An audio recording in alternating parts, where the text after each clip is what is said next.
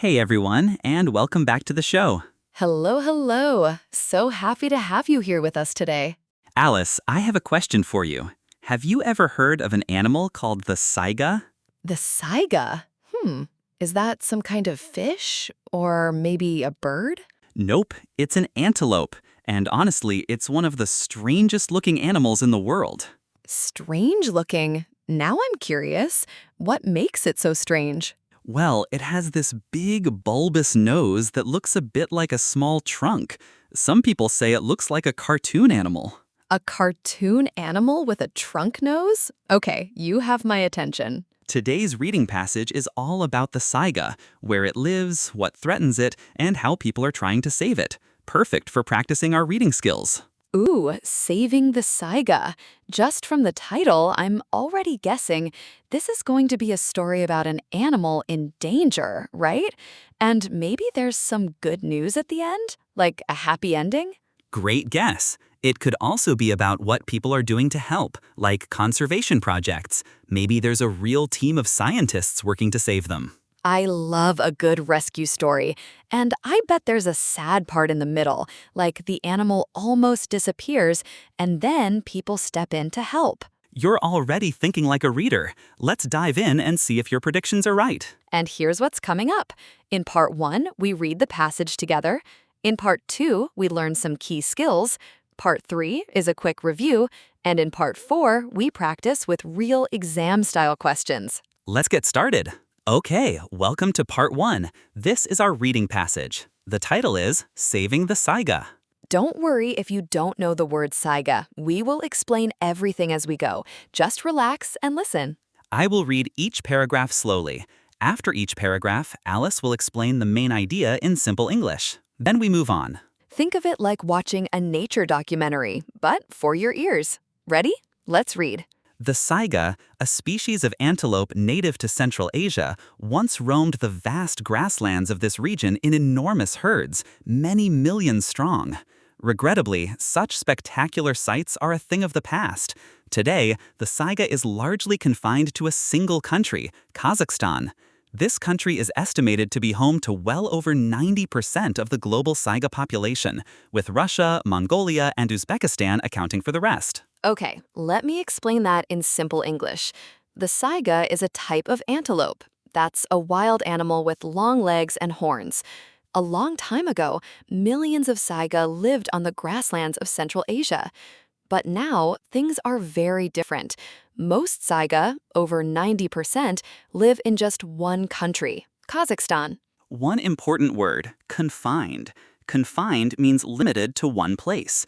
So the saiga is now confined to Kazakhstan. It's mostly only found there now. Confined, limited to one place. Say it with me, confined. You know, it's funny. I always thought antelopes only lived in Africa, like in the savannah. I had no idea there were antelopes in Central Asia, too. Right? The saiga is a very special animal. Anyway, let's keep going. The saiga is perfectly adapted to the tough conditions of the remote wilderness of the steppes of Central Asia. One such adaptation is its bizarre bulbous nose, which enables the animal to survive the extreme seasonal temperature swings of the region. The swollen nostrils of the nose serve several purposes. They filter out dust and cool the blood during hot, dry summers, and they warm the cold air before it enters the saiga's lungs in winter. Other seasonal adaptations include a heavy winter coat that the saiga sheds when the weather warms up. Great. Paragraph B is about the saiga's amazing body, its adaptations. Adaptation means a special feature that helps an animal survive in its environment. The saiga's weird nose is actually super useful. In summer, it cools the blood. In winter, it warms the air before it goes into the lungs. And the saiga also grows a heavy coat in winter, and then it loses it when the weather gets warm. 2 words to notice. Bizarre means very strange or unusual, and shed means to naturally lose something, like when a dog sheds its fur in summer. So the saiga basically has a built-in air conditioner in its nose. That's amazing. Quick recap before we move on. Paragraph A was about where the saiga lives now, mostly Kazakhstan. Paragraph B was about its amazing body, the nose and the coat. Good stuff so far. Despite these superb adaptations to harsh conditions, the saiga has no defense against the threats posed by humans. It was almost driven to extinction by hunters in the 19th century. Legal protection ensured its survival for a while, and numbers steadily recovered throughout most of the 20th century. But the respite was only temporary. In the 10 years following the breakup of the former Soviet Union in 1991, over 95% of the global population was lost, one of the fastest examples of species loss ever recorded for a mammal. Okay, this paragraph is about danger. The saiga has a great body for surviving nature, but it cannot survive humans. In the 1800s, hunters almost killed them all. Then, for a while, the numbers went back up. But after 1991, something terrible happened. Over 95% of the saiga disappeared in just 10 years. That's incredibly fast. 2 words to notice. Extinction means when a species completely disappears from the earth, and respite means a short period of rest or relief. Quick question for you. No pressure, just have a think. Why did the saiga population crash after 1991? We'll find out in the next paragraph, but if you guessed something about humans, you're probably right. The dramatic decline during this decade was due to illegal poaching on an industrial scale. Male saiga are a particular target because their horns are highly prized by traditional medicine practitioners. Poaching reached epidemic levels after misguided conservationists tried to relieve the pressure on threatened African rhinos by actively encouraging the use of saiga horns in traditional medicine as an alternative to those of rhinos. Male saiga were almost wiped out, leading to a population crash from which the species has been struggling to recover ever since. So here's the answer. The saiga almost disappeared because of poaching. That means illegal hunting. People wanted the male saiga's horns for traditional medicine. And here's the sad twist. Some people who were trying to protect African rhinos actually encouraged people to use saiga horns instead of rhino horns. But that just made things worse for the saiga. Poaching is a key word. It means hunting animals illegally. And misguided means having the wrong idea, even if you mean well. It's so sad that a well-meaning idea caused so much damage. The saiga is still struggling to recover from that. Another threat to the survival of the saiga is loss of habitat as a result of agricultural expansion and human settlement. Physical barriers such as railways, pipelines, and fences can block the seasonal migration routes of this transboundary species. In the worst cases, herds may starve to death after being trapped. Okay, so the next problem is about homes and paths.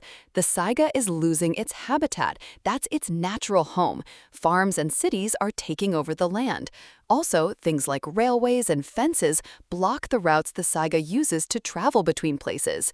If they get trapped, they can't find food, and they may starve. Habitat means the natural home of an animal, and migration means traveling from one place to another, usually with the seasons. It's like if someone built a wall right in the middle of your daily walking route. You couldn't get to the supermarket anymore. Then there is the risk of disease. In 2015, an outbreak of hemorrhagic septicemia caused by the normally harmless bacterium Pastorella multisida killed over 75% of the global adult saiga population in just 3 weeks. In 2017, 60% of the Mongolian saiga population, a subspecies found nowhere else in the world, was killed by a virus that spilled over from livestock. These so-called mass mortality events represent an unpredictable and serious threat to the species. Okay, this paragraph is about disease, and it's quite dramatic. In 2015, a disease killed over 75% of the world's adult saiga in just 3 weeks. 3 weeks? That's incredibly fast. And in 2017, another disease killed 60% of the saiga in Mongolia. These are called mass mortality events. That just means a huge number of animals dying at the same time. Mortality means death, so a mass mortality event is when many animals die together. And livestock means farm animals, like cows or sheep. 75% in 3 weeks. That's so fast. No wonder the saiga is in trouble. Climate change poses a further threat. Although well adapted to cold winters and hot summers, saiga struggle to cope with temperature extremes and unpredictable fluctuations in climate. Experts believe that unusually warm weather may have triggered the 2015 mass mortality event. The steppe region has also become increasingly arid in recent years, and many of the smaller streams that the species normally depended on have dried up and vanished. And now the last problem, climate change. The saiga is good at handling normal hot and cold weather, but when the weather changes in unusual ways, the saiga struggles. Scientists think warm weather may have caused the 2015 disease event. Also, the land is getting drier and small streams are disappearing. The saiga needs those streams for water. 2 words to notice. Arid means very dry, and fluctuations means changes, up and down, back and forth. So climate change is like an extra problem on top of all the others. Poor saiga. Recent efforts to save the saiga have been spearheaded by the Altyn Dala Conservation Initiative, a project led by the Association for the Conservation of Biodiversity of Kazakhstan, working in partnership with the Kazakh government's Committee for Forestry and Wildlife, Frankfurt Zoological Society, and Fauna and Flora, an international conservation charity. Its purpose is to protect and restore Kazakhstan's steppe, semi-desert, and desert ecosystems and the many species they support, including the critically endangered saiga. In 2022, the United Nations recognized the initiative as a World Restoration Flagship Project, an accolade reserved for the 10 best examples of large-scale ecosystem restoration around the globe. Okay, now we get some good news. A big project called the Altyn Dala Conservation Initiative is working to save the saiga. It's a partnership, different groups working together. Their goal is to protect the whole ecosystem. That's the environment with all its plants and animals, not just the saiga. And in 2022, the United Nations gave them a special award. That's a huge honor. Conservation means protecting nature and wildlife, and initiative means a new plan or project. Finally, some good news for the saiga. So, how many saiga are there now? By 2000, the global saiga population had hit an all-time low of just 21,000 individuals. There was some recovery in the first decade of the new millennium, but this was then crushed by devastating mass mortality events that saw the loss of hundreds of thousands of the species. But thanks to the intervention of the Altyn Dala Conservation Initiative, the most recent episodes in the ongoing story of the saiga have been relatively uplifting. 3 years ago, the Ustyurt Plateau population in Kazakhstan experienced its largest mass birth of saiga calves in many years. An aerial census 2 years ago recorded an estimated 842,000 saiga across Kazakhstan as a whole, and according to an aerial survey earlier this year, the saiga population in Kazakhstan now exceeds 1.9 million. The world's strangest-looking antelope remains critically endangered, but the direction of travel is positive. And here's the happy ending. Well, a hopeful ending. In the year 2000, there were only 21,000 saiga left. That's really low. But now, thanks to the conservation project, the numbers are going up. 2 years ago, there were over 800,000 saiga, and now there are over 1.9 million. The saiga is still in danger. It's still critically endangered, but things are moving in the right direction. Intervention means stepping in to help, and endangered means a species that is at risk of disappearing. From 21,000 to 1.9 million. That's an amazing recovery story. Okay, that's the full passage, 9 paragraphs. Let's quickly remember the structure, in case your mind wandered. Paragraph A, where the saiga lives now. So, that was our reading passage. How did you feel? Did you catch most of it? If you didn't catch everything, that's completely normal. The goal was never to understand every single word. The goal was just to get the general shape of each paragraph. Home, body, hunting, habitat, disease, climate, rescue.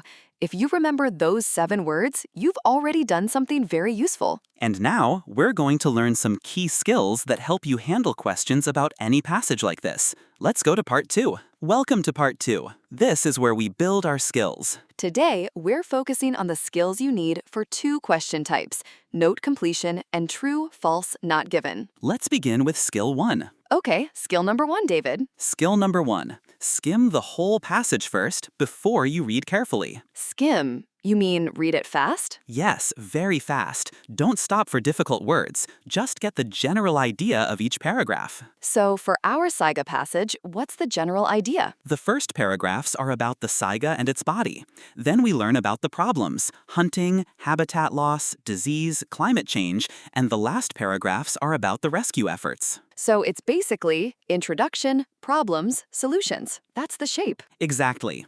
And once you know that shape, finding answers becomes much faster. Why does that help so much? Because when a question asks about a problem, you already know that's probably in the middle of the passage. You don't need to search the whole text. That makes a lot of sense. I always used to read the whole thing first. No more. Here's a tip. When you skim, only read the first sentence of each paragraph. That sentence usually tells you what the paragraph is about. Say this with me. Skim first. Skill number 2.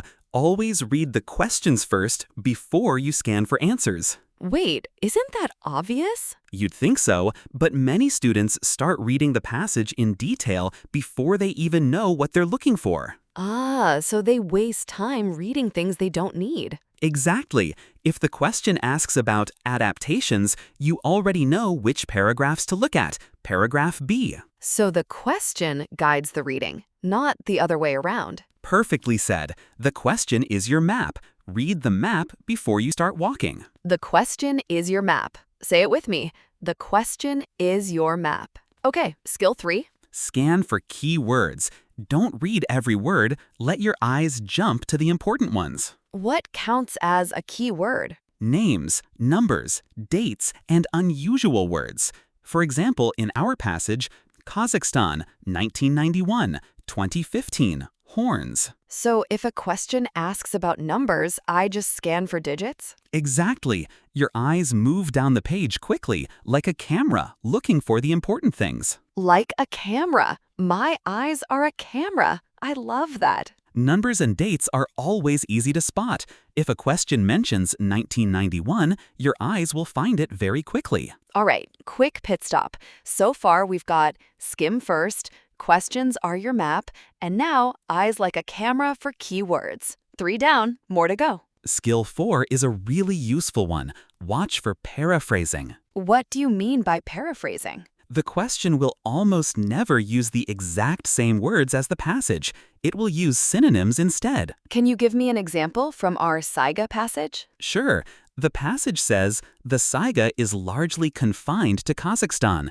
A question might say, today, Saiga live mostly in one country. Ah, confined becomes live mostly, and Kazakhstan becomes one country. Exactly. Same meaning, different words. That sounds hard. It gets easier with practice, honestly. The skill is simply don't look for the same words, look for the same meaning. Say that again, David. I want to remember it. Don't look for the same words, look for the same meaning. Don't look for the same words, look for the same meaning. Say it with me. Skill 5. Find the topic sentence. Usually, the first sentence of a paragraph tells you what the whole paragraph is about. So in paragraph D, the first sentence says, the dramatic decline during this decade was due to illegal poaching. Right. So immediately, you know, this paragraph is about poaching, illegal hunting. So I don't need to read the whole paragraph carefully unless the question is about poaching. Exactly right. The topic sentence is like a sign on a door. It tells you what is inside before you open the door. Let's practice. Listen to this first sentence. What is the paragraph about? Climate change poses a further threat. That's paragraph G. It's about climate change as a threat.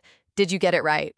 Skill 6 is the one that trips learners up the most, but it's really just a small logic puzzle. True, false, not given questions. Oh no, I always get confused with not given. Everyone does it first. Here's the key difference. True means the passage says the same thing as the statement. So not given does not mean false. It just means The passage is silent. No information. Exactly. The passage is silent. Say it with me. The passage is silent. And here's a little trick this question type likes to play. Sometimes the statement says all or always, but the passage only talks about some. That's usually a false. The statement went too far. ooh, so watch out for words like all, every, always, never. Good tip. Okay, let me test you. Here's a statement. The saiga is found in every country in Central Asia. The passage says the saiga is mostly found in Kazakhstan, over 90%. It doesn't say it's in every country. So that's false because the passage says the opposite? Correct. Now try this one. The saiga has a very strong sense of smell. The passage talks about the saiga's nose, but it talks about temperature control, not smell. It never mentions sense of smell at all. So the answer is not given. The passage is silent about smell. Perfect. You just used skill 6 correctly. Skill 7? Manage your time. If one question is taking too long, skip it and come back later. But isn't it bad to leave a question unanswered? It's worse to spend 5 minutes on one hard question and lose time for 5 easy ones. Oh, so one hard question can cost you many easy points. Exactly. Always guess something, mark it, and move on. You can come back at the end if you have time. A good rule of thumb, roughly 1.5 minutes per question. If you're still stuck after that, move on and come back later. And our last skill, skill 8, guess unknown words from context.